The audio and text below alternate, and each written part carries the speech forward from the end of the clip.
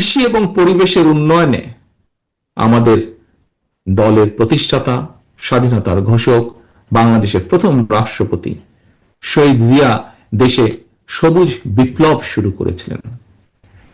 তিনি সারা দেশে খাল খনন কর্মসূচি করেছিলেন এবং সেই সময় রাস্তার দুই পাশে, খালের দুই পাশে হাজার হাজার গাছ লাগানো শুরু হয়েছিল। শুধু তাই নয়, দেশনেত্রী খালেদা জিয়ার সরকারের সময়ও কিন্তু আমরা দেখেছি সেই সময় উপজেলা পর্যায়ে কিভাবে বৃক্ষ মেলা হয়েছিল এবং আমরা দেখেছি গ্রামের মানুষ কিভাবে সেই বৃক্ষ মেলা থেকে গাছের চারাগুলো কিনে নিয়ে যেতেন, কিনতেন এবং তাদের বাড়ির আঙিনা হোক, বিভিন্ন জায়গায় হোক, বৃক্ষ রোপণ করতেন, এই বৃক্ষ চারাগুলো রোপণ করতেন। এই সব কর্মসূচি, হাজার হাজার যে গাছ লাগানো হয়েছিল, এই সব কর্মসূচিতে সেই সময় অনেক নাগরিক স্বেচ্ছাশ্রমের ভিত্তিতে অংশগ্রহণ করেছিলেন।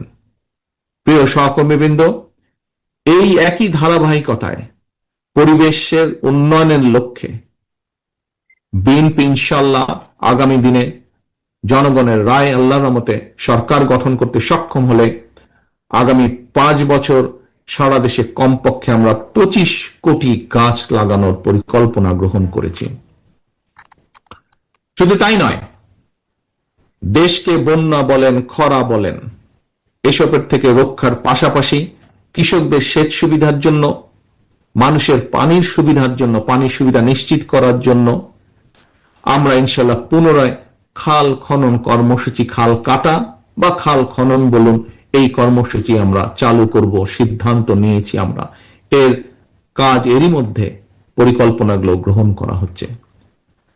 প্রিয় সহকর্মীবৃন্দ, বিএনপি নেওয়া এই সকল কর্মসূচি বাস্তবায়ন, বিশেষ করে পরিবেশ সংরক্ষণের ক্ষেত্রে আমি মনে করি স্বেচ্ছাসেবক দল সারা দেশে স্বেচ্ছাশ্রমের মাধ্যমে ব্যাপক ভূমিকা রাখতে সক্ষম।